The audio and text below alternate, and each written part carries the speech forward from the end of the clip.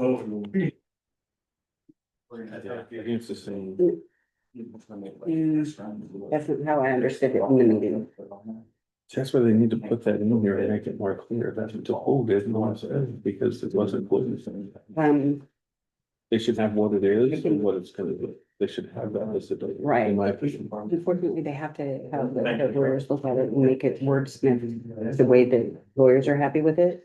So that they can't get in trouble for saying things incorrectly. Yeah, and Some it people becomes are gonna, confusing. people are gonna, that has 50 cents well. So this is, no. Yeah. Yeah, Because it'll be the same thing that, well, I don't have any. So we need it.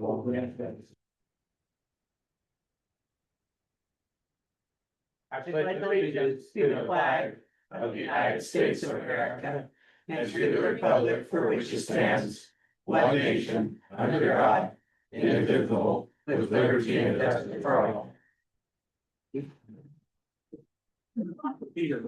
Thanks, everyone, and welcome to a regular meeting of the Goldendale City Council. Shelley, would you please take roll call? Steve Johnson, Here.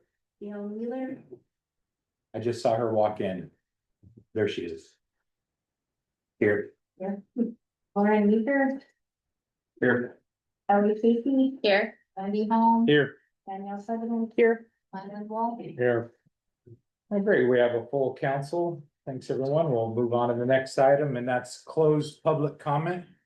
Is there anybody here or on the line that would like to make any public comments on items on our agenda? 6 o'clock, right? Does anybody have their hand up on the screen? Nobody here? Okay, hearing none, we'll move on to the next item.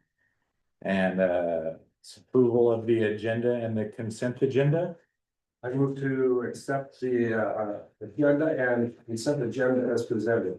Second, Okay, there's a motion and a second to approve the agenda and the consent agenda. Any discussion? None, all in favor? Oppose?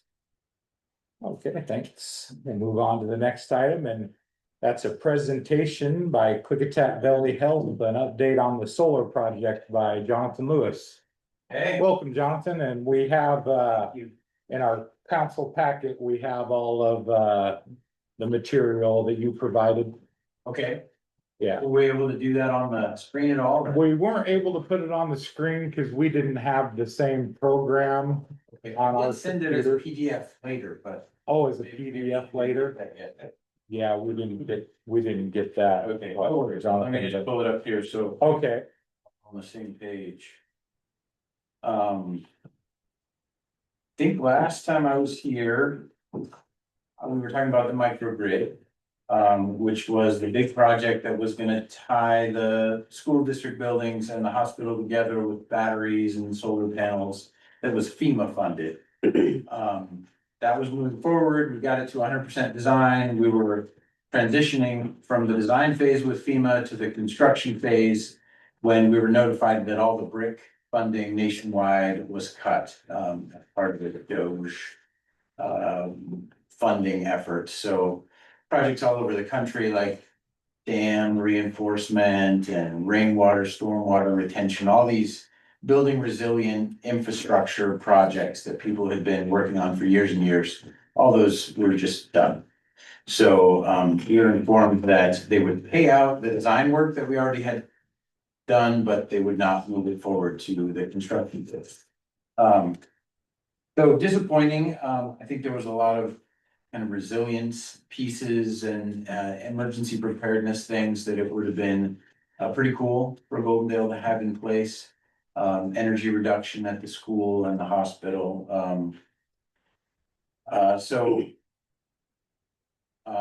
We did have a matching grant from the Department of Commerce for that project. So FEMA was putting in 9.8 million and the Commerce was gonna put in 1.54 million. We're working with Commerce to change that from a matching grant to a solar only grant, so we can move forward with the solar piece. And when I was talking to Sandy and the mayor about that project, they really wanted me to get in front of you guys make sure there wasn't any red flags or anti-solar type efforts that this might apply to and get kind of a thumbs up from everybody. I don't think there's a resolution or anything, but we just wanted to let you know what was going on.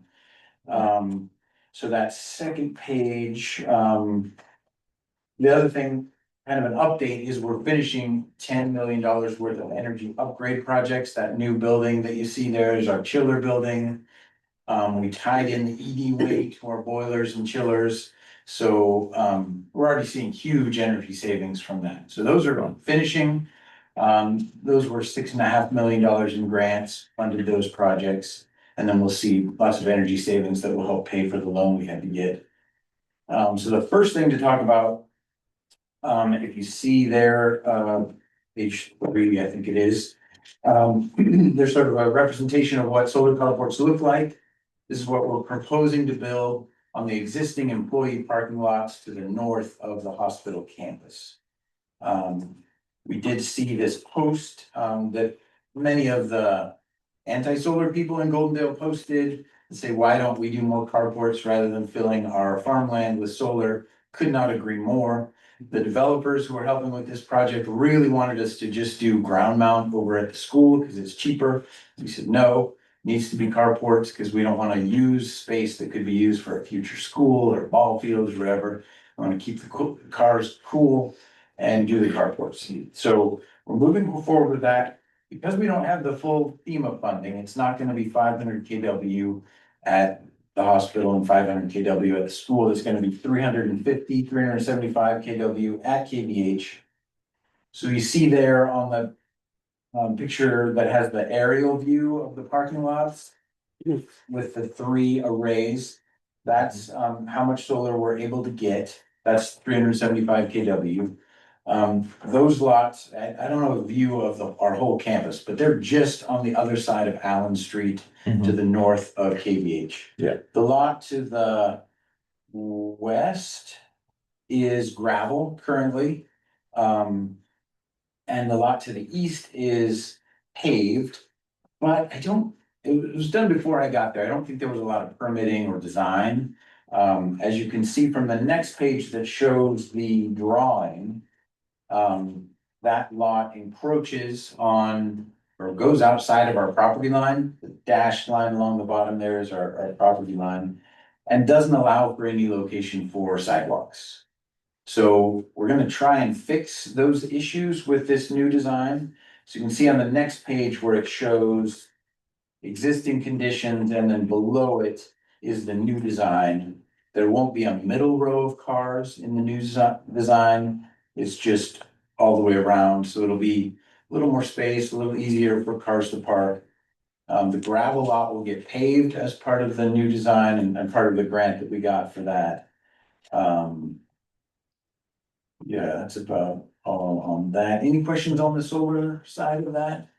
Any issues with the hospital getting solar panels? No, I don't have enough information to say if there's issues or not, but I'm curious to know whether like scaling it back that far still makes sense and whether or not any concerns about future hospital funding might affect the ability to maintain or complete this project as we see changes in rural medical facility funding coming out possible. Yeah. Good questions. Probably some of you have seen the news that the big beautiful bill is gonna be kind of hard on rural healthcare for sure. We're still looking at, and the Washington Hospital Association is helping us kind of parse out the bill and its impacts. We do think we're gonna be okay at KVH. We might have to cut some of the service lines, some of the other things that we do. KVH might look different going forward, but unlike other hospitals, even in Washington State, I don't think we'll have to close.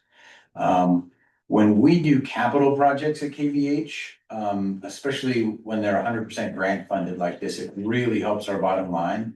We get to, what do they call it when you take the capital asset and you depreciate it over time, and then we get reimbursed by Medicare for that 50% of that depreciation. So it provides a good cash flow for us and this project also has about $27,000 a year in electrical savings. So those benefits far outweigh any sort of maintenance costs that these projects will have. When I proposed these projects to our KVH board, Larry's one of them. Right before I got up and talked, we did our annual audit. Third-party company has to come in and audit all of our books. And they mentioned over and over again, the impact that that $10 million investment into the capital side of the project of the hospital had on our bottom line. And, you know, we would not be looking so good without the $10 million input. So these projects really help us out a lot. It is kind of challenging, like when the public sees, you know, cuts, hospitals challenging that we're still spending money on things. But these projects were in the works years and years before the big bill happened. And we have had kind of a policy of aggressively seeking grants to bring into our community for things like that,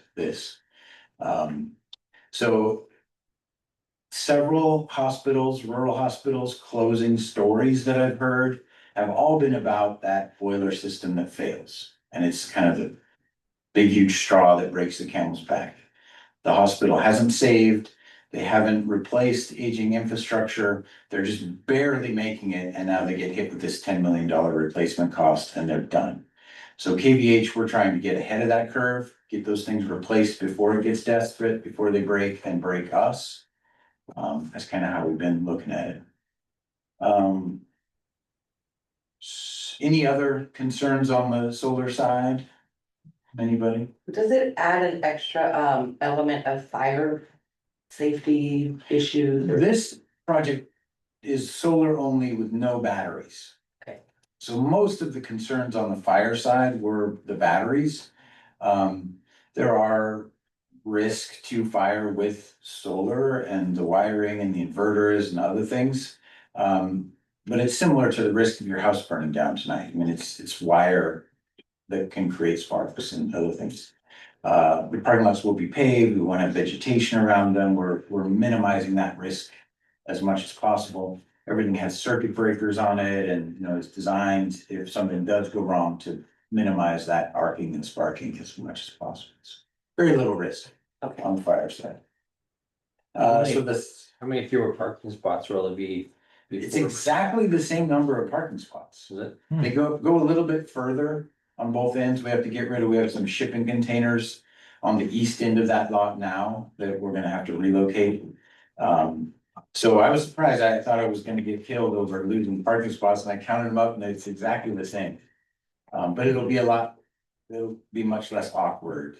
The parking now is, especially on the gravel one where we really don't have lines, people just park kind of wherever it feels like parking that day. Glad you know those numbers, you're not leaving us hanging on that either. Yeah, right. There will be some issues during construction. They're only gonna do one lot at a time.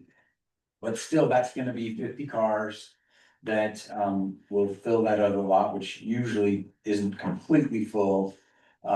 But many will have to park on the roads during that time. So that'll be an issue. The second thing is ground source heat pump. We got a grant, and this was done as a feasibility study, you know, ways to reduce energy costs at KVH. Probably back in 2019 or 20, Representative Mossberger helped us get this grant to do a feasibility study. And they determined that doing a ground source heat pump would reduce our need for natural gas by 93% and save us, I forget what the dollar amount is, but it's tens of thousands of dollars in fuel costs. Ground source heat pump, you can see from the other slide that has the kind of the building on there.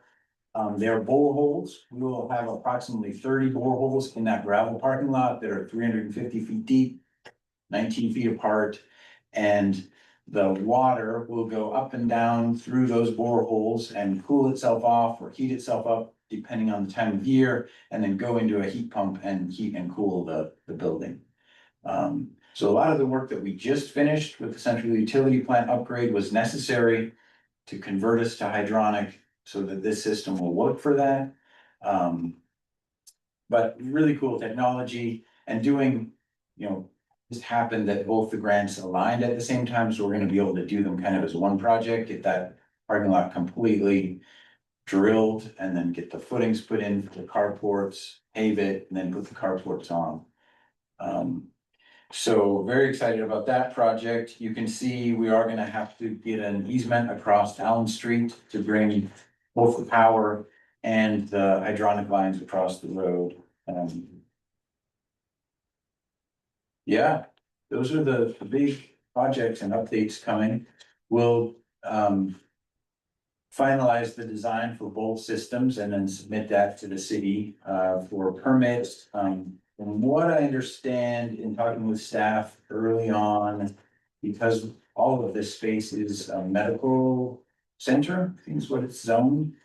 There won't be any conditional use process or anything like that for these projects. But I imagine that still needs to be verified as well. Yeah. Anybody else have any questions or comments? I just have a quick comment. You've done so much work with this and I've gone through countless meetings, hearing the different things and how you've been able to be flexible with it and shift gears when necessary. And that takes a lot of patience and a lot of stamina.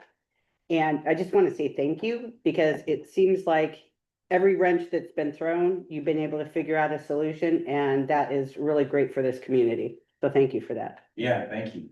It's fun. It's just a game I play. Yeah, it's got to be at this point, right? When FEMA cut the funding, I did want to crawl under a rock and just cry for a few years. Sure. We just keep moving forward. Yeah. And we're basically, we have that complete project design. So we're just taking the solar piece out of that and plugging it in. So it could be a phased approach to doing that whole project, hopefully someday. Only have about 10 more years before I retire, so the clock is ticking. Well, then you could be on city council and, I'd have to,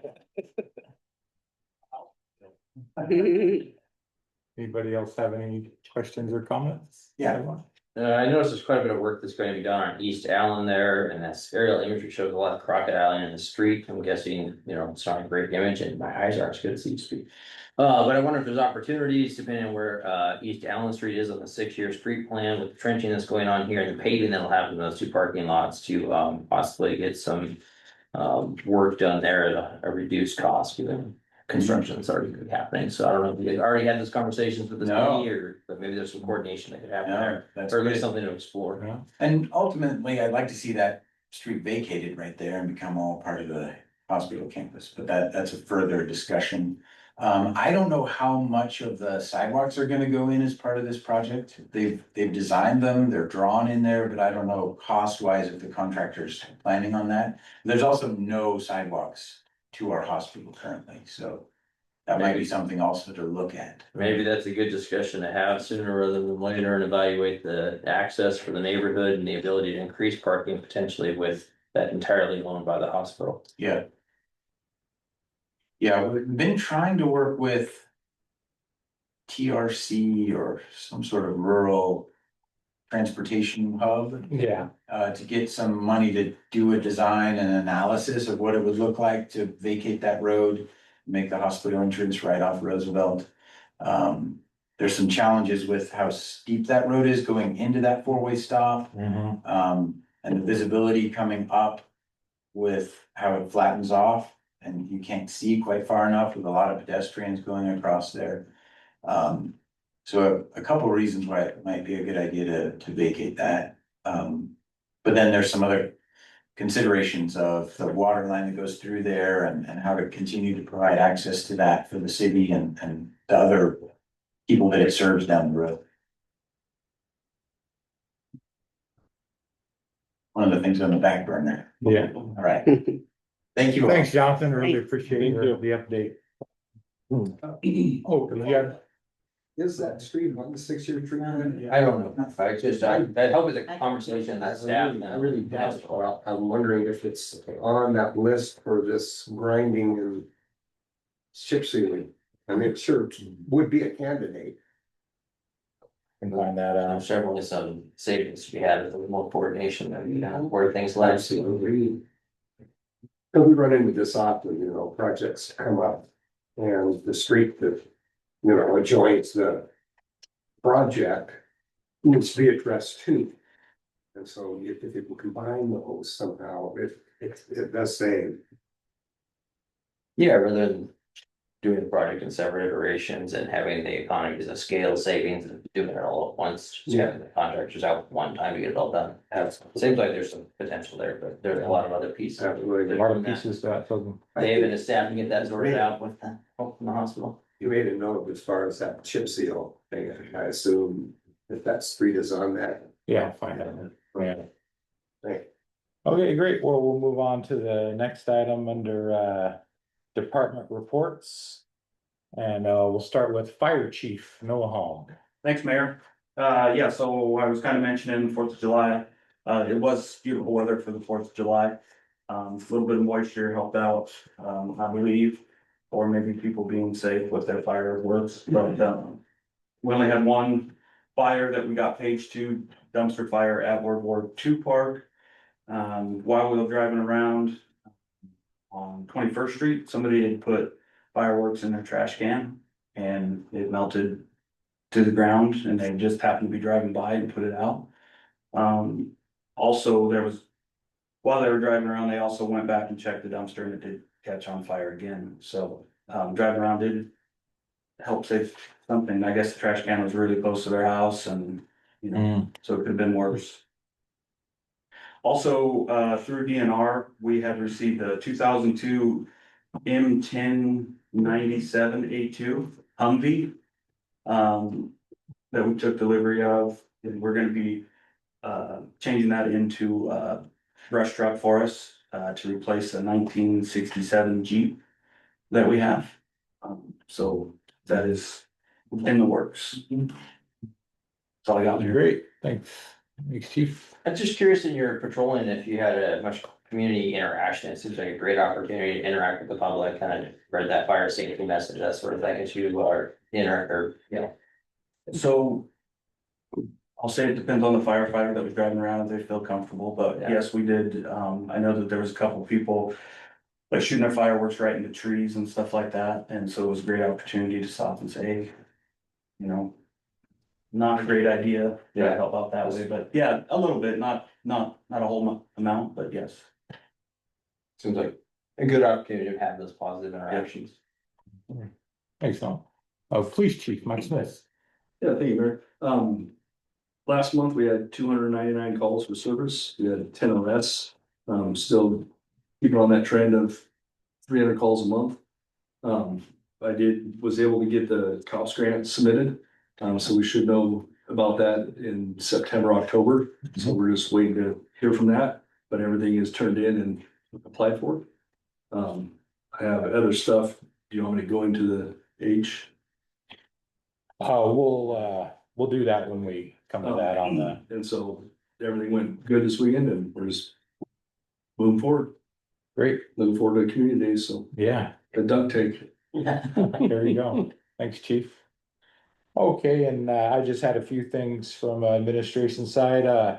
On June 26th, I attended a wildfire hazard risk workshop over at the County Services Building, hosted by Emergency Management. And we heard from insurance companies, DNR, the Mount Adams Resource Stewards, and other local firefighting districts about, you know, what we're going through here with the increased wildfire risk and people in the community and out in the country losing their fire insurance. And, you know, they really talked about what can be done about that, how homeowners can go about making their place more fire wise.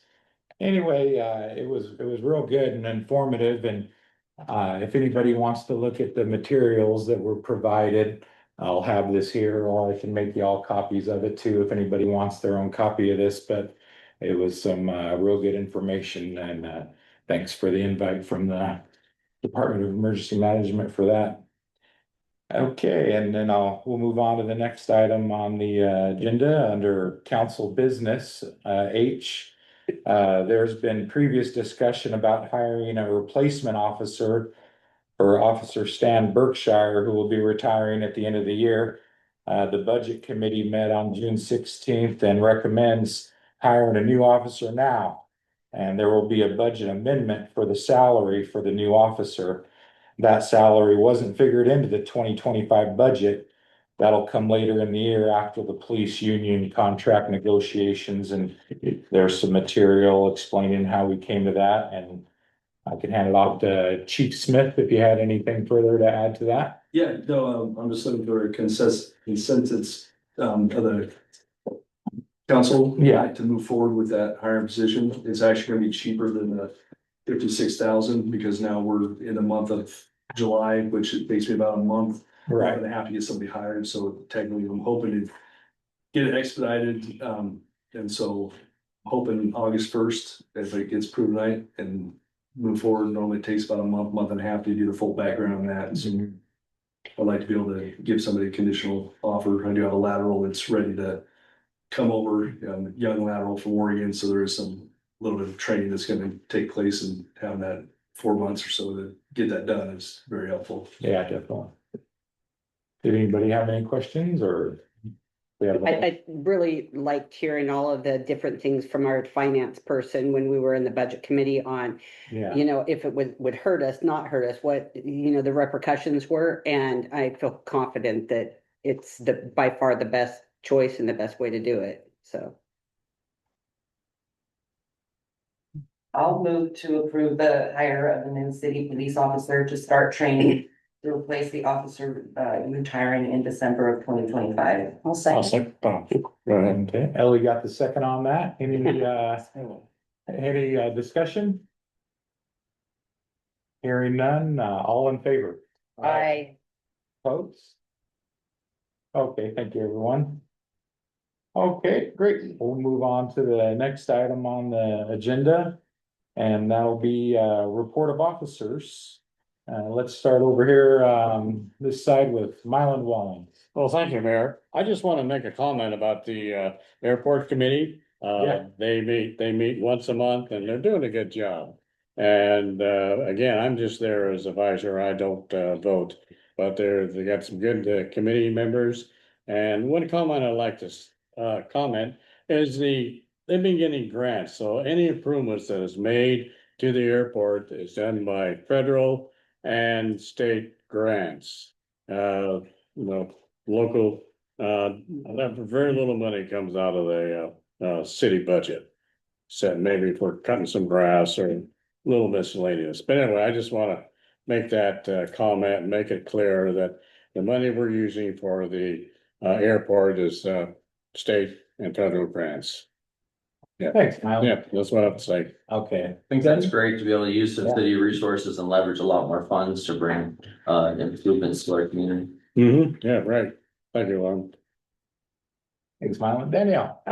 Besides community days, please go, everybody go. It should be a lot of fun, a lot of opportunity to get some revenge on some people in that dunk tank too. Yeah. Just saying. But other than that, I really, you know, I said to Jonathan how great they're doing with the grants. Fire department has been doing great with grants, got a new truck. The police department is doing great with grants. The airport's doing great with grants.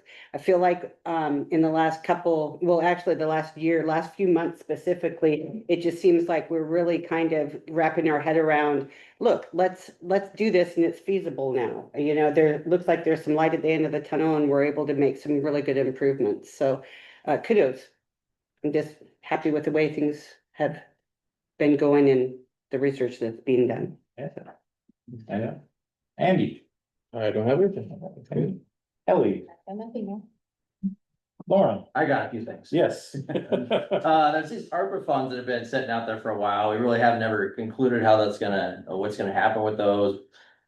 We've gone through staff and, elected representative changes, and so I think we just need to revisit that, look at the original intention of them and make a final decision on how to, they're gonna be utilized, whether that's bolstering our cash reserves or, actually community projects. And so I think it'd be really great, think about it this evening. If we had a committee of 3 folks from city council that have been involved in that through the entire process to work on it. And so I just put together a report of motion for Steve and Mylan to join me on a committee to bring some proposals back to the council and be able to kind of put that issue to rest. I think between the staff changes and the changes in the mayor and council that, it's time to revisit a few things and kind of to get them taken care of, wrapped up. So I would move that Steve, Mylan, and I form a committee and bring back recommendations to city council to finalize the ARPA funding. I'll second. Situation. Okay. Mike, you made a motion. There's a motion and a second to form a committee with Lauren, Steve, and Mylan to bring a recommendation to council for the ARPA funds. Discussion? And the only question I have is, should there be someone from the budget committee in there? That's what I was just thinking. I mean, you omitted all the people in the budget committee that might have some insight. I think that continuity from the original discussions with the previous city administrator, previous mayor to now would be useful. And then obviously as that comes back to the full council budget, and we'll hear from that and be able to take it back and weigh in as well. So. I think my only comment is, I feel we should keep some of that on cash reserves. I mean, I think it's good, we should do some community projects or something, but, I don't think it's a good idea to go spend all of that. So I'll just say that. I don't think that would be the intention. Yeah, no, I just wanted to just throw that out there. Keep So, us on our toes. yep. Okay, anybody else, any further discussion? Okay, there's a motion and a second on the table to form this committee to investigate the ARPA funds. All in favor? I, Opposed? Okay, thank you. You can communicate to get a time to me? Yeah. Okay. Okay, We've been working on a city watershed tour, expressed interest in one for several years now anyway, and there's always some reason that it can't happen. I don't know, I won't bet whether they're good or bad reasons, but I think it's time to just make it happen. We talked about this last fall after several other opportunities were missed, and we were planning to get that taken care of this spring, summer. Another opportunity was missed recently, but I think that we should move forward in providing the opportunity for city council members that are interested to visit the watershed. And just make that happen. So we can cross that off the books as well. oh, sorry, yes, Steve. Relative to that, as far as the reasons, that it popped up where we can't, it definitely is, because of where it's at. It's weather sensitive, to say the least. And the weather can change fast. It's like this year, and actually it's pretty normal weather. We will be freezing and it'll be wet. And in 2 weeks, we're in fire season. And so it's a juggling act, but I'm Yeah. on board as far as IFPL's just started, so we have quite a bit of time still to safely access the site and not create an issue, so. I guess I just have a question on, because I thought initially we were gonna go see the sites too, but then I kind of. I'm curious as to what the value of us visualizing is. Is there like, do you have things that you're wanting to see or just see it to experience it or? Yeah, no, I don't have time to just go experience things anymore. Should go fishing. Yeah, there's value in seeing it so that we're all familiar with the infrastructure that we have. It is probably the most valuable piece of infrastructure that the city has. So as city councilors, we should all be aware of what's there and be familiar with it enough that we're comfortable with the way it's being managed and operated. Because, if something catastrophic were to happen there, it'd have a huge impact on a huge cost to the city. Additionally, there's some opportunities to secure up some of the boundaries within the watershed itself. So those are good discussions to have out on site. As well as see the operation and function and the stand established or not stand established, but the stand condition, because we've had a number of conversations over the years with WPT, the city, others about opportunities to prepare for wildfire. But it's really tough to have an informed opportunity and to source grant funding without ever actually having to put ice on the ground. Those are some good reasons to make that too. Yeah, I know, I couldn't agree more. Absolutely. It's something every council member should see. Without a doubt, because of its importance. Some may be impressed, some may not be, but hands-on, seeing it firsthand is ultimately important, so that in discussion. And we You heard know what I'm from, talking about. we heard from a engineer that works with the city quite a bit recently, how almost all of our water infrastructure is taken care of within the city limits. But there's definitely a lot of needs as you proceed up the pipeline, through the storage tanks and into the watershed to make improvements up there. As well as some conversations we've had in the past with the KPUD about potentially creating hydropower generation, which would be a huge benefit to the city and to the community, and potentially be able to pave the way via grant funding to get that pipeline replaced, which is a significant expense. So it'd be good to include someone from the PUD, which I can get the contact that I have, that I was having those conversations with previously, so possibly lead them into that tour. I think one of the roadblock to making that happen was a lack of data, so it would be good to possibly talk about instrumenting better data assessment or data acquisition in our pipeline up there, so we know kind of what the flows are day to day, in like a 15-minute time interval, so then we can then do the calculations, determine the hydropower generation that could occur, and vet out whether or not it's worth making those investments. Yeah, gonna make a suggestion is, whoever goes up there, I know I was very interested a number of years ago. I'm kind of slowing down now, but anyway, if you take a video, could you do that? Then that way you could, then everybody could see it, then you could show it here, put it on screen or whatever, then that way. Yeah, it'd be interesting to have every attendee of the tour take photos of things that they saw interesting or stuck in their mind, and have staff compile those and provide. Yeah, to council. sure. Also, just a nice benchmark over time, so you can go back and you can look at that document that was produced 5-10 years later and be able to compare current conditions. Yeah, good point. Because conditions are changing out there dramatically fast, Mhm. right? Has anyone on the council been there ever? You have? That's How many years really ago was- excited to go back, because like I say, the time difference. How many years ago was 30 that? years ago. Oh, wow. I'd love to see it now. I mean, I even went, well, in the mid-70s when I was working for the Public Works. Yeah. We went up and developed some springs. We took our excavators up there and Had some our fun. equipment and, yeah, dug holes and built collecting boxes and everything. I wouldn't recognize it, to say the least.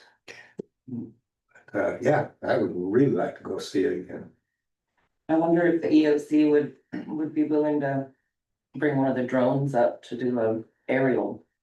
And that, we actually did that to help out White Salmon at one of their facilities, because they were looking to a fire hazard, they wanted to get a good concept of like anything that's gonna need to be, thinned out, and it was a lot easier to take the drone over certain areas, but I don't know. Yeah, you contact Frank at dispatch. I'm part of They that. do a lot of training up there. They'd probably love to go up there and train and take footage of that whole thing for you. You're one of the drone pilots. I actually. do. The PUD also has a drone too, so if you're partnering with the PUD as well. Oh, the PUD. There you go. Good idea. Mhm. So hopefully we can make that happen sooner rather than later. We can work on that, because I definitely have encouraged council members to tour city facilities. Yeah. Some of them are way easier to set up a tour of than others. For instance, if you want to go on a tour of the wastewater treatment plant, that's one simple phone call and you can drive over there and meet up with them and take that tour, or the police department, or even go for a ride along. I could set that up pretty easily, or tour the fire station and, attend a fire department meeting. The watershed, more complications. We gotta arrange for transportation. We gotta have Public Works up there with us. And bring lunch. Probably bring lunch. We gotta pass through private property. Western Pacific Timber, we gotta pass through their land to get to our watershed. So, there's a lot more logistics involved in scheduling a council-wide tour of the watershed, but we're not ruling it out. This summer's been significantly busy for the Public Works Department, as you guys know, with the update we got at the last meeting from our Public Works Director and all the projects that we got going on, but, yeah. We won't, Saw a big red flag go up, or I had a big red flag go up when you mentioned that we have to pass through other properties, and if we don't already have an easement in place. we do, Anyways, then, okay, yeah, we do. not an issue then. But that being said, we respect, all of the different entities that have stakes up there, including the Yakima Nation. And, we're not gonna just, we're not just gonna turn people loose up there to run around but. Shoot, that's weird. Yeah. There's Yeah. lots and every day up there. Exactly. We don't wanna do anything to damage our relationships that we have. For sure. But there's an established, access. Oh, absolutely. That goes up there. I would like to say straight up there, but no, it's not straight up there. We gotta have a key to the gate to get through there. Right. No, that summer we was working up there. We was going up there every day for there all summer. So we just, Yeah. it plowed up there. Yeah. So, yeah, looking forward to it. Great. We'll done. We'll continue to work on that. Hopefully it doesn't take a few more years. You know, on the one hand, it's kind of nice, it's kind of nice that our watershed is this inaccessible. It's very good that it is. Yeah, I would feel real uncomfortable drinking out of the water out of the Bull Run from Portland. It's just a big Yeah, reservoir. You can walk right up to it, just. oh, yeah. No, that's good that it's this inaccessible. It's underground. For the most part, Well, I think it's all underground. yeah. Yeah, it's all underground, for sure. So, what they call surface water, but that doesn't mean it's on top of the ground. Right, yeah. Okay, anything else, Lauren? Yeah, last one. So, kind of our leadership changes over the years. We've made some, big investments in our core leadership. And I think it's been a busy time. It's always good to look internally and make sure we're being successful. Doing these, I think, internal surveys of our staff and leadership. And making sure that, we as council, as well as the general public, understand the value that we're investing in staff. And seeing the improvements and changes that are happening over time. So I know it's really easy to get busy and just make these changes and keep moving on, but we want to make sure that all our departments are being successful, serving the community, providing the public service that they should be providing, and that the community receives that as well. So I think in that effort, I would advise even a community survey to provide response to the city. So we do kind of a 360-degree review of how we're conducting our business, identify places where things aren't going well, where things are going well, where things are going extremely well. So we can utilize that to help everybody understand where we're at with our staffing and our performance as a local government, and also make improvements. I was hoping to have a bit more time to kind of make a plan for that, but I think that it would be pertinent to set up a committee to work on this and make sure we have some engagement with staff and the mayor, and make some progress over time, rather than just talk about it here one time tonight and move on. But I'm gonna leave that up to the other 6 counselors around the table to have a discussion about that and shape a plan to move forward, or just not worry about it. I like that. If that's good for all of us. I know in the last meeting, we had talked about department reports and we were gonna be getting them quarterly. Well, we missed the first quarter of. Right, and then are we gonna try to pick that back up? Yeah, we had one last meeting from Public Works Director. A couple of meetings before that, our code enforcement officer, building official gave an update, but yeah. I was just curious, because I remember, oh yeah, that it was late. I mean, because I was assuming it was all of them were gonna give us a report quarterly, not just sporadic or. Oh, So, yeah, so just. I don't think there's a problem having them staggered. Do you think that there's a problem having them staggered? No, I mean, I guess not, but as long as they're like within the quarter, Right, then, I mean, because and then we're going into the next quarter. and not only quarterly, but also whenever a topic comes up that is of obvious council concern, you know. We hear it. You're right, yeah. Hey, Sam. Steve, Well, kind of along those lines, in fact, I'll start with that, but I was gonna finish with that. But because it's already being discussed, if you remember, I lobbied for more frequent than quarterly. I don't see why we couldn't have a monthly report, even if it's just a written report. I've I've saved council meeting packets for decades. And not too long ago, I decided to clean house, and in the process of going through, I came across this kind of stuff. We used to get that on a regular basis from every department. Now, the fire department and the law enforcement are on top of it. They're here pretty regular. But we've got code enforcement and public works. And code enforcement is also building inspector, There's a lot going on. And I don't think a month is too often for at least, they don't have to be here, but present us with a monthly report, some data that we can look over.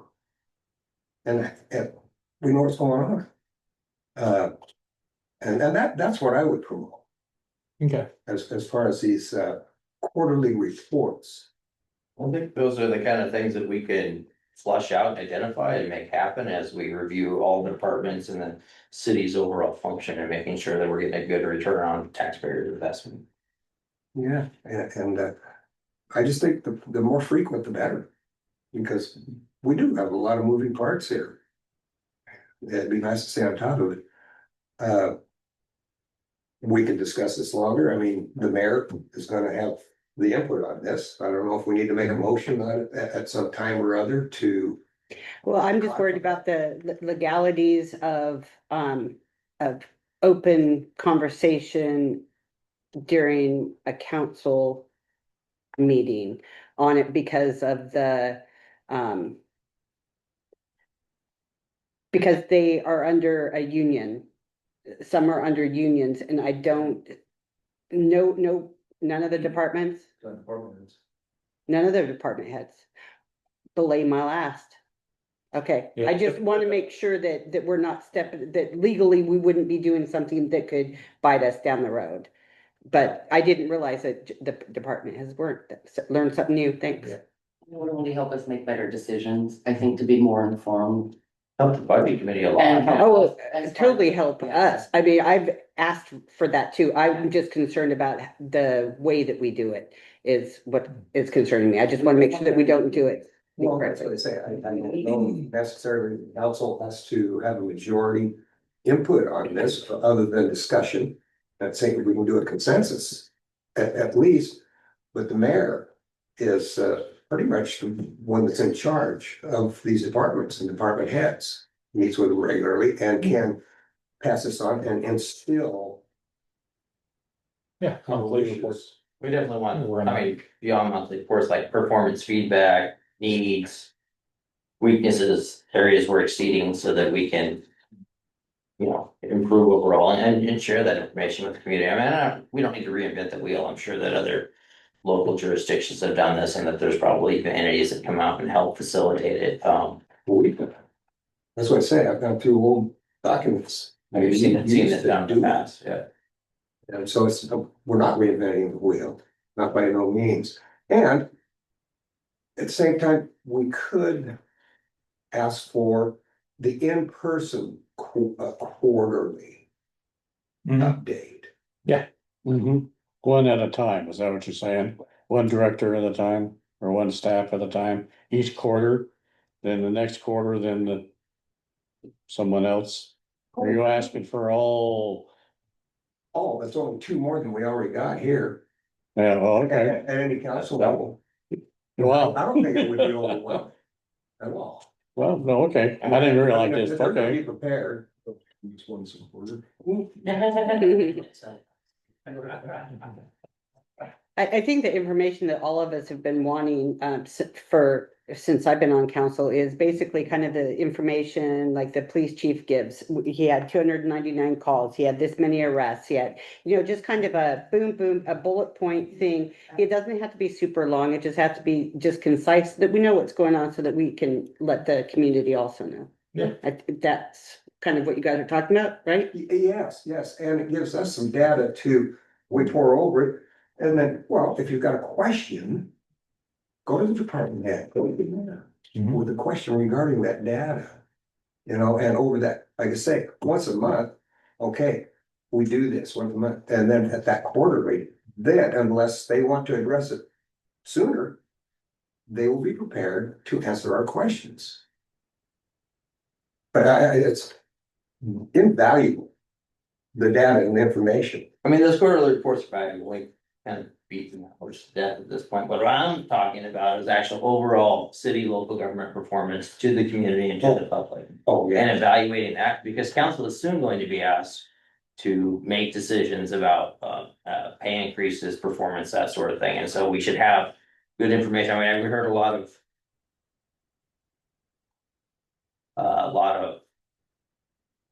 comment on previous staff. We've hired new staff, we've increased their compensation considerably. We want to make sure they have the tools to perform on that, to whether it's, training or opportunities that they need to bring outside resources in, or whatever the case may be, so that the public is getting a good return on their investment in the city of Golden Dale as a local government. That's what I want to be able to understand when people come and ask me questions. And right now, I don't feel like I can answer those questions in terms of actions we're taking to make things better, or improvements that we've made, or challenges that we face, like just a overall evaluation of how the city is performing. Along those lines, we have, like a previous session, we talked about auditing the departments. Not in a negative way, but for this reason. Flesh them out, see where the weak points are, see where we can improve. And there's always room for improvement. Always. I think the staff is doing a real good job overall. I think they are. But again, It's easy to get busy, and those things that could use a little improvement get kind of shuffled off to the side. The other thing is easy to get busy just getting the work done and not highlighting the successes. And so there's positives and negatives in the process. You get a chance to highlight the successes, and you get a chance to make some of those things that got backburnered as success in the future. absolutely. And you have the transparency and openness to the community about where we're at, what we're doing. Absolutely. Which will bring me to the rest of what I was going to talk about tonight. Stuff that gets pushed to the back burner. I guess what I would like to do is just say, why is it this way? Why are some of these issues? We got junk vehicles again at the west end of, well, not again, still persisting at the west end of Northwest Second Street. Right there where it makes that curve, comes out, well, turns into Washington Street. Why do these issues persist for months and even years sometimes? It's got to be either the codes or the code enforcement or all three. There's got to be a reason. I've gone over a lot of these ordinances over the years and definitely seeing room for improvement. Got to change the language, whatever. But anyway, you've got that one down there, persist for years. Let's see.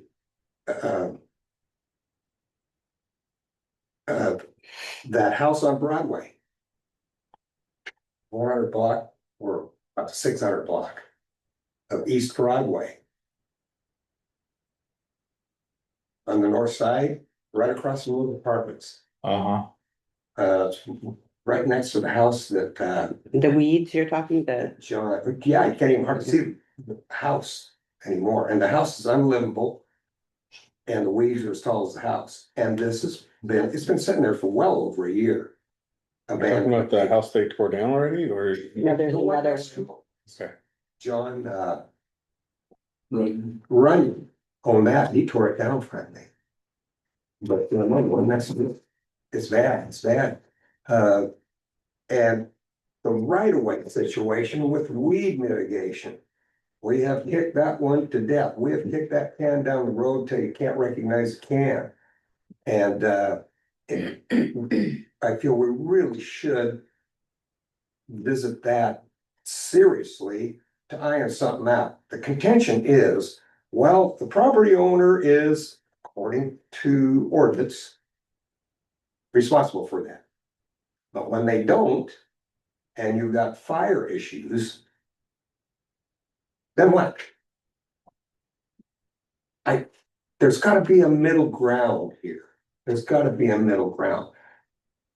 Two places right off the top of my head. Mill Street, going out to the fairgrounds. Nor on the north side of Mill. Both sides. There's an open, just before you cross the creek, headed north. That's the street that we repaired here. He's talking about the floodplain right before you get down, it's built. Where's the old mill? The floodplain area. Fields are like 5 acre Oh. lots that are Oh, just okay, bare land in the floodplain. yeah, okay, And they're not maintained. The weeds are up to your armpits. yeah. Again, we've got easement on both sides of that road. I just feel we should address this seriously. Start with the ordinances, see where the state is on defining what we can do, what we can't do. Cause you don't get any second chances with a bad fire. And Dave could probably reiterate better than I can after that meeting he had, how serious this is. Oh, definitely. I mean, they're taking it real serious. People are losing fire insurance. And that's one thing. If you don't mitigate this and you do have a fire, whether you got fire insurance or not, your house burns down. It's not good. It's not good. And we've got a sensitive, highly sensitive areas. It's not all over town by no means. But there are some very critical areas that are quite sensitive in that respect. So Also critical transportation corridors, so for instance, that Mill Street, no, if that thing was up in flames on both sides. You can't put emergency vehicles through that, so that limits the ability of the city to provide those protection services, to people on the other side of it. And so I think that the tendency has been, oh, well, it's the landowner's responsibility, but it's probably worth the time for Public Works or Ordinance Committee to look at that and evaluate transportation corridors, especially in the event of an emergency.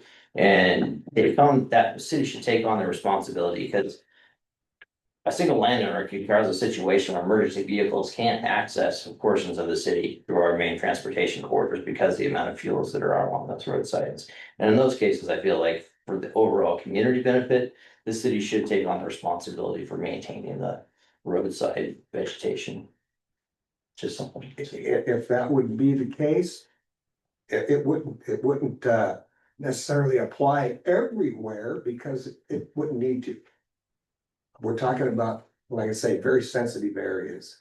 And we can work something out. I think we can work something out with property owners, between city property owners, what have you. But Again, a place where it's citywide inward look by our department heads and the mayor and a report back to council and the community, like here's an area where we need to take some action, get something done. that's it. It'd be pretty valuable. We're gonna sit down and identify them. Write it down and address those areas. I hear that can rumbling down the road. Yeah, we can do that in a public works meeting. Get the ball rolling. Make a survey on, or pick out the worst spots and. Well, either that or maybe ask the ordinance committee to start the ball rolling. Ferret out what our ordinances actually say in regards to this. So all of these years that these have been problems, the ordinance boards have never, or the ordinance committee has never looked into it? I think it's been discussed. I don't think that's I- been brought by staff. I mean, staff should definitely be recognizing these issues and bringing them forward as well.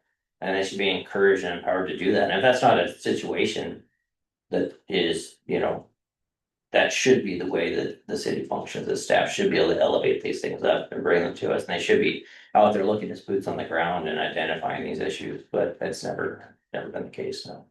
I think it should be both, I mean, and the citizens personally. So I think that we need to, if we're going to be holding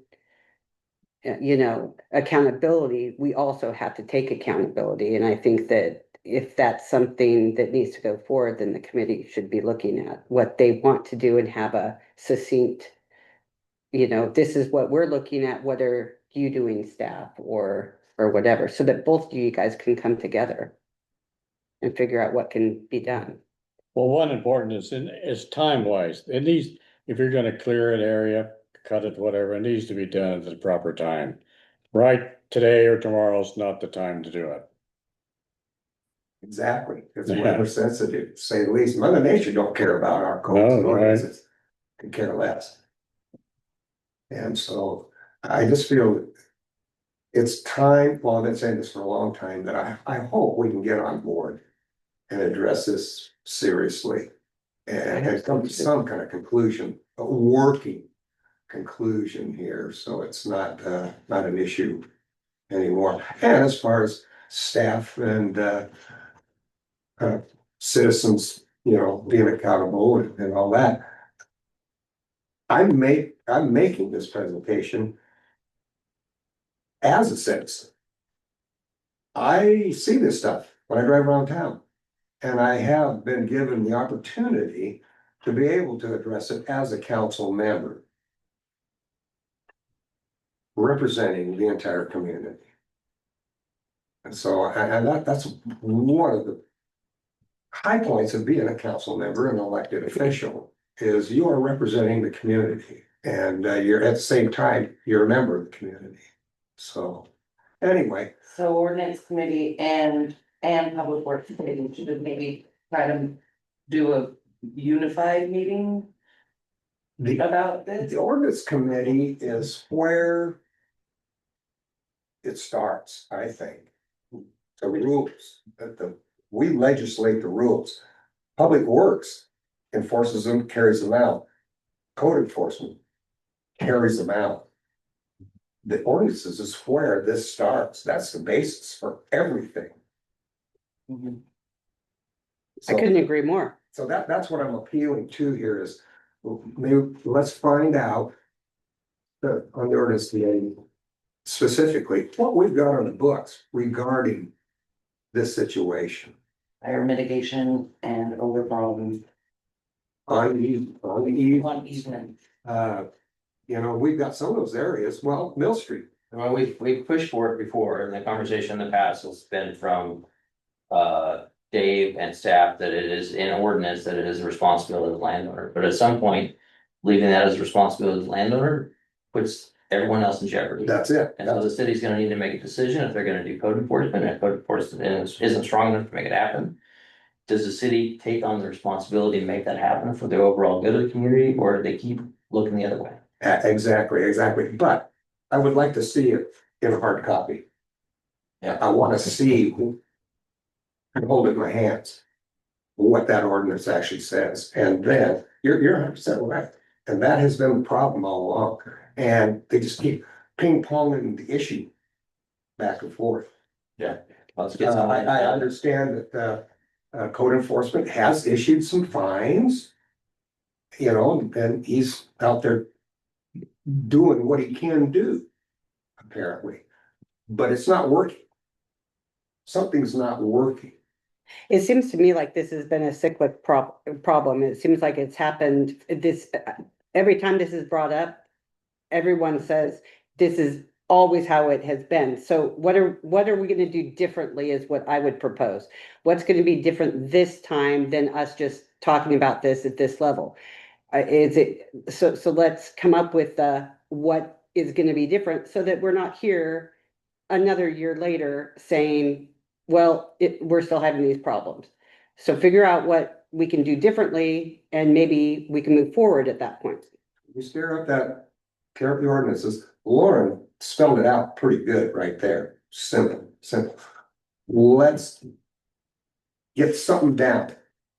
Whether the city takes it over the responsibility completely, or we can work with the property owners, splitting the cost, whatever. Let's nail something down, but let's see the ordinance first, and then we can have some discussion. I think just seeing the ordinance first is something that hasn't been done yet, and that is the first course of action, in my opinion. I think the previous code enforcement officer brought that to the ordinance committee a couple years ago, but it was generally shut down because of lack of desire to want to change that, but I think that opportunity to change it and it should be fully vetted and weighed out by council, and council needs to make that decision. And then go forward from there, so that if it does come up again. We could if say, it's the look, city's decision. agreed, to Not yeah. take action or to take action. So. Was it a huge issue when it comes to property owners not living here? Like, does that seem to be an issue with a lot of these particular properties? If they can't get in touch with the homeowners, or? It has been a problem, yeah, absentee landlords, absentee owners, mostly relative to dwellings, rentals, things like that.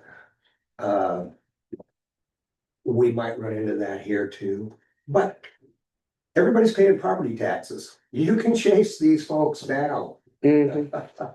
It might take a little due diligence, but you can track them down. What we need to do is get the legislation in order. That's what we need to do. And start with, Agreed. get that hard copy. Wrestle those ordinances down and, I don't know, work fingers to the bone, trying to find just what all is there. Might surprise you how little. Or how much. What? It doesn't need to be there, often that's the That's case as well. sometimes is true. But anyway, if we can get a consensus to do that, like I say, I would love for the entire council to be able to see all of the different ordinances that deal with any vegetation and weeds or any type of fire hazard of that sort. And then for the ordinance committee to look through this stuff also, but I'm not on that committee, but I would still like to see that stuff because I think it's important. And if any of the rest of us council has an idea, then we can tell the ordinance committee, they can have their meeting, come up with some succinct ideas and go from there. exactly. In fact, there is, I don't know if it's still there, I have no reason to believe it would have ever been repealed. 6 inches. We've got it in ordinance, in code. Grass, your lawn grass, 6 inches. If it gets over that, now, I have never seen nobody out there with a ruler. No, and I'm not advocating that. But it's on the books. The city can lean on a property owner if their grass is over 6 inches tall. And we're talking about issues here where it's up to their armpits. So, but whoever's the ordinance committee, I'll supply those ordinances. All the ordinances that we have on the books are on our website. Easily searchable, but I can print everybody out hard copies if you'd like a paper copy of those ordinances. And I think just the numbers of the ordinances would be probably a less expensive way to do it. That way you're not printing them all. Send us all just the numbers of what those ordinances are, and then we can look this stuff up. Hyperlinked, an email, Yeah. everyone that is hyperlinked, you just click on it. Hyperlink in the title, Yeah. click on it and you go to it. it's real simple to look up on our website. You go to the bottom of the city codes, type in keywords, weeds, whatever. It all comes up. I don't know what hyperlink means, but Instead of having 7 council members spend time individually, 20, 30 minutes, you already have 1 staff member assemble that. I can do that. So that we each individually just click on it and save hours of time of us looking it up. Yeah, I can do And have that. it, yeah, Mhm. consolidated to one person taking care of that to be more efficient. well, I'm old school. You want a paper You want copy? paper. I want to pay I'll do that. each one of them. numbered pages. Ordinance numbers, when we're discussing it, you know exactly where to go. Okay, Anything I else? think what we gotta do here, I think we got a plan. We got an ordinance, we have an ordinance meeting and then the next, cause we've been beating this thing for quite a while. And so, Too long. yeah, Too long. Anyway, but It's important. it's important, you gotta bring it up, yeah. But I think we got a plan of, we start off with the ordinance committee and then we'll go from there. Next committee. Okay, sounds good. I agree with the consent. I rest my case. Thank you, everybody. Thanks, Steve. Thank you, Your Honor. Okay, for mayor report, I just had a couple things, yeah, just wanted to make sure to give a big thanks to the Goldendale Community Enrichment Group. Wait, what a great group that we have in the town, they were out there today cleaning up some of the flower barrels on Main Street in preparation for community days. Just took it upon themselves and took the initiative to start doing that.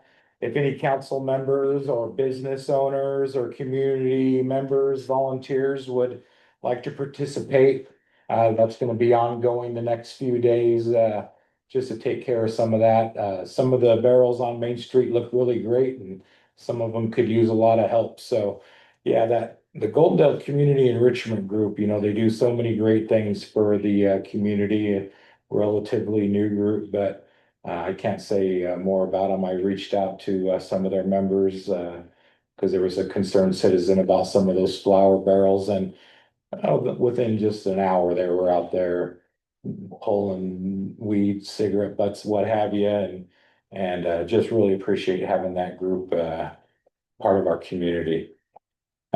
Congratulations to Abate Washington for the demolition derby, just another great success there. Don't forget community days this weekend. Everybody has a list of events. There was a few things that came up that didn't make that list, that came up after this list was printed. One of them is there's gonna be just a great Native American demonstration on the courthouse lawn on Saturday, the 12th, from 3 to 5. There'll be a powwow. They'll have some teepees and great, that didn't make, they just settled that up with us. But anyway, you got this. There's gonna be a great Lego display at the old Masonic Lodge. It's just the lodge now, but you got a program of events there, and we've been advertising it. This is in the Sentinel last week too. So, you know, big thanks to all the people in the community that have been working on community days. I could tell you they've been putting in a lot of time, the events committee, Danielle, Mylan and Ellie, and then just a great group of community members that we've assembled that have really worked hard to make this a great community day. So hope to see you all there. And with that, we'll move on to open public comment. Is there anybody here or on the line that would like to make a public comment? Yes. Are you gonna have an executive session? No executive session Okay, today. then I'll wait till after the meeting. Okay. That was your public comment? Okay. So. Anybody on the line that would like to make a public comment? Does anybody have their hands up on the line? Okay, hearing none, we'll close public comment and entertain a motion for adjournment. So moved. Second. A motion and a second for adjournment. Any discussion about that? We'll call for all in favor. Okay, thanks, everyone.